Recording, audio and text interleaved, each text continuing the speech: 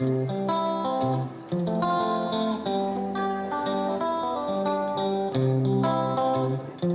suis médecin de Toulousain et en fait j'ai eu toujours la passion des voyages, probablement à cause de mes lectures d'enfance. Et lorsque j'ai fait ma médecine, je savais que je travaillerais toute ma vie dans les pays en développement, dans les pays qui en ont le plus besoin. Et donc j'ai fait pédiatrie et je me suis spécialisé dans les néonatologies, c'est-à-dire les nouveau-nés.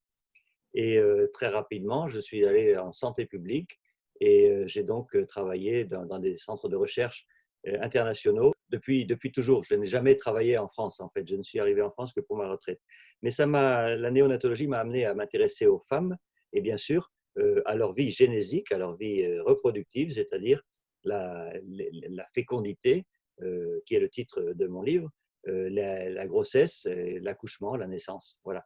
Donc, tout en circulant à travers, j'ai visité une centaine de pays, j'ai travaillé dans une centaine de pays, j'ai terminé ma carrière avec les Nations Unies, donc j'étais conseiller international pour la santé de la mère et de l'enfant et du nouveau-né, surtout spécialisé dans les complications obstétricales, c'est-à-dire toutes les complications de la grossesse et de l'accouchement et du nouveau-né. Donc je connais bien le sujet et ça m'a permis, tout au long de mes voyages, de mes pérégrinations à travers le monde, d'aller visiter des musées, des expositions, des galeries, des marchés, beaucoup de marchés, des villages et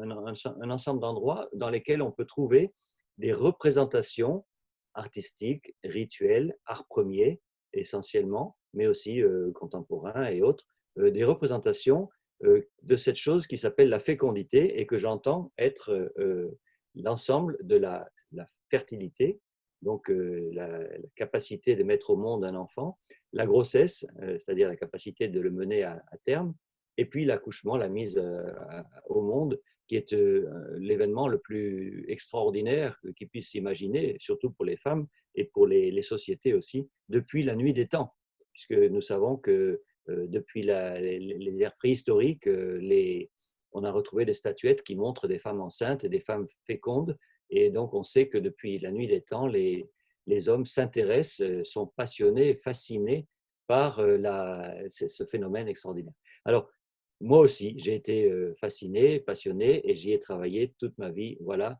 pourquoi j'ai voulu faire partager au grand public et aux artistes et aux professionnels de santé la recherche que j'ai accumulée depuis 30 ans, 35 ans, quoi. Le livre raconte comment les hommes, les femmes, les sociétés, au cours du temps et dans toutes les cultures du monde, puisque j'insiste, on parle de tous les pays du monde, il y a plus d'une centaine de pays de cultures qui sont représentés, comment ces hommes, ces femmes et ces sociétés ont représenté ce phénomène extraordinaire d'engendrer un enfant, de le mettre au monde, et comment ils ont représenté ça sur le plan rituel, sur le plan art premier, artistique, mais on sait bien que les arts premiers, au moment où ils ont été créés, c'est-à-dire en Afrique et un peu partout, les gens ne pensaient pas que ça serait de l'art.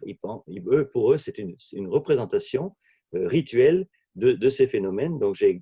Et puis les chamans, les sorciers ont fabriqué des fétiches, des objets, des gravures, des statuettes qu'ils offraient ou qu'ils vendaient aux gens qui, par exemple, ne pouvaient pas avoir d'enfants et qui considéraient ces objets comme des intermédiaires entre eux-mêmes et ceux qui savent, les esprits, ceux qui ont la connaissance, les esprits, les ancêtres, les dieux, toutes ces choses qu'on ne connaît pas, mais on sait que quelqu'un tient les ficelles là-haut. Et donc, il faut pouvoir s'adresser à ceux qui tiennent les ficelles et on s'adresse à travers ces objets. Essentiellement, par exemple, l'exemple le plus typique, ce sont les poupées de fécondité qu'on connaît très bien en Afrique et qui permettent de donner aux filles un sens de maternité, mais aussi pour donner aux femmes qui n'ont pas la possibilité d'avoir un enfant, qui craignent beaucoup cette situation, puisque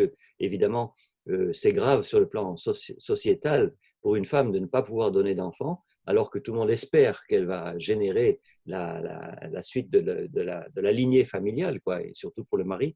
Donc ça leur permet de s'adresser à ceux qui savent là-haut dans les sphères intimes ou extraordinaires du monde. Donc, il s'agit d'une collection d'objets. Et alors, j'ai un petit peu extrapolé, puisque j'ai aussi ajouté par la suite des objets complètement artistiques. Par exemple, l'art religieux. À la Renaissance, il y a eu énormément de peintures des Renaissances italiennes, flamandes, françaises, etc., représentant des phénomènes bibliques. Et la Bible, Dieu sait si elle est riche en phénomènes de fécondité. Et puis, j'ai aussi extrapolé à l'art contemporain, puisque depuis, on va dire, depuis les années 50, 1950, etc., les artistes se sont lancés dans des représentations de femmes enceintes. Alors, on peut penser à Picasso, on peut penser à toutes ces artistes féminines comme Frida Kahlo, comme Louise Bourgeois, Niki de Saint-Phal, qui ont chacune représenté des épisodes de leur vie génésique et qui sont maintenant dans les grandes galeries, dans les grands musées du monde. Donc, il y a dans mon livre beaucoup d'art premier et d'art africain, évidemment, qui est très riche, mais aussi il y a l'Océanie, l'Asie du Sud-Est, l'Inde et l'Amérique du Sud, beaucoup de choses en Amérique centrale, les Aztèques, les Mayas, etc. J'ai voyagé dans beaucoup de pays, j'ai récolté tout ce que j'ai pu et j'ai photographié tout ce que je ne pouvais pas emporter. Et donc, voilà, le résultat, tout ça, c'est dans le livre. Ce livre fait quand même 240 pages, donc il y a énormément de photos et de représentations. C'est un photographe professionnel et artiste qui a fait les photos, qui s'appelle Éric Blanc.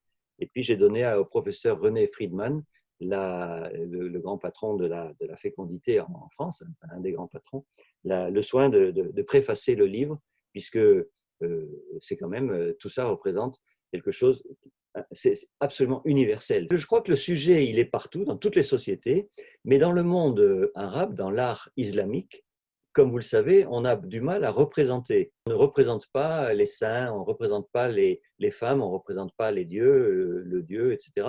Et donc, on remplace ça par des calligraphies, ou par des peintures, ou par des textes. Donc, j'ai du mal à trouver des belles images de fécondité dans le monde musulman, dans l'art islamique. Par contre, j'ai trouvé quand même, au musée de Topkapi, par exemple, à Istanbul, une représentation. Alors, les Persans, hein, les Iraniens anciens, les Persans, eux, ils savaient peindre, ils peignaient beaucoup, ils faisaient des miniatures. Et là, j'ai retrouvé des pièces extraordinaires qui représentent la naissance du prophète Mohammed. Donc, ça, c'est dans le livre aussi, c'est assez intéressant et c'est exceptionnel. Mais dans l'ensemble, toutes les sociétés du monde, c'est mon hypothèse et je la soutiens fortement, sont concernées par ces phénomènes. Et les statuettes ne représentent pas toutes la même chose. Par exemple, les poupées de fécondité en Afrique de l'Ouest essentiellement, Ghana, les Ashanti, tout le monde connaît, des petites poupées du Cameroun, du Nigeria ou bien même du Mali, du Burkina Faso. Toutes ces poupées sont à peu près toutes sur le même modèle, ce sont des petits objets représentant des petites filles ou des bébés ou des petites femmes et qui sont placés dans la ceinture, on met dans la ceinture des jeunes filles pour leur apprendre à s'occuper d'un bébé ou d'une petite sœur ou d'un enfant et en espérant que ça va leur déclencher une fibre maternelle. Bon. Il y a aussi alors, une caractéristique des pays, alors surtout de l'Afrique de l'Est, Mozambique, Tanzanie, etc. Ce sont les masques ventraux. Ce sont des grands masques grandeur nature en bois qui ont la forme d'une femme enceinte, d'un tronc de femme enceinte avec le ventre et les seins et la poitrine. Donc, qui sont, alors, au moment des cérémonies de mariage, par exemple, on attache ces masques ventraux au ventre, au torse des femmes et même peut-être de leur mari aussi dans certaines sociétés africaines comme les Makondé et on les fait danser.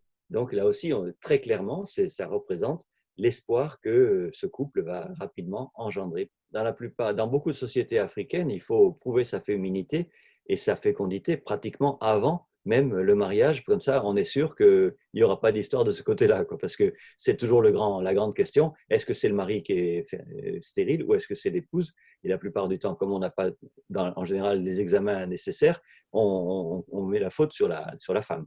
Et on peut la répudier ou la divorcer et puis en essayer une autre. Et c'est peut-être un peu pour ça aussi qu'il y a qu'il y a tant de polygamie.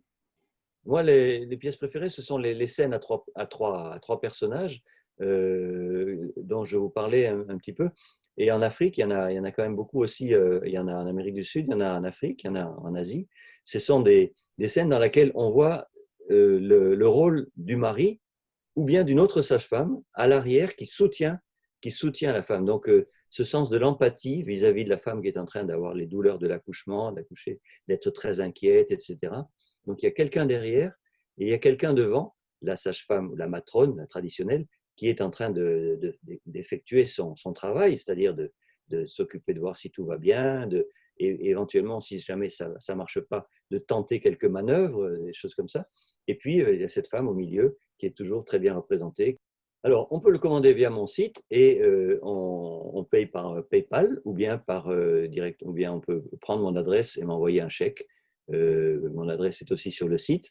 Et donc, c'est très simple. On peut aussi directement, sans passer par le site, m'envoyer un mail, puisque mon email est aussi sur le site, et me demander et me donner l'adresse, le numéro de téléphone, le email. Et moi, je l'envoie par Coliship. Donc, c'est un envoi très sécurisé dont il faut ajouter les frais de port. C'est en général de l'ordre de 7 euros en France métropolitaine, un peu plus ailleurs. Mais donc, c'est assez simple de le commander.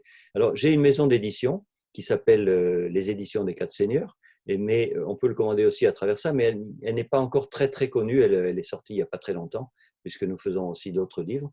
Et j'en profite pour vous signaler que mon prochain ouvrage, qui va sortir au début de 2021, sera sur les repose-têtes, les appuis-nuques, les oreillers, dans le monde entier. Vous savez, on le sait très bien en Afrique, il y en a énormément, mais il n'y en a pas que en Afrique, il y en a dans le monde entier. Tout le monde pose sa tête sur un objet qui s'appelle un appui-nuque ou un repose-tête. Et ce sont des objets magnifiques, de toute beauté, esthétiquement, de par leurs matériaux, leur histoire aussi. Donc, il y aura bientôt un autre livre du même genre que celui-là, sur une autre de mes passions, les repose-têtes, Afrique ou ailleurs. Donc, je reçois énormément de courriers de gens qui me disent « Ah, il y a ça aussi et ça aussi ». Donc, je prépare une deuxième édition du livre qui sera après celui sur les repose-têtes, peut-être dans 2 ans ou 3 ans.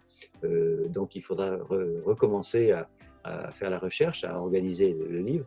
Et j'ajoute, et je ne sais pas si vous l'avez remarqué, mais que le livre en question, il est bilingue. Donc, il est totalement traduit. C'est aussi un avantage de ce livre qu'il est bilingue. Et il peut faire un peu d'éducation au vocabulaire dans les deux langues.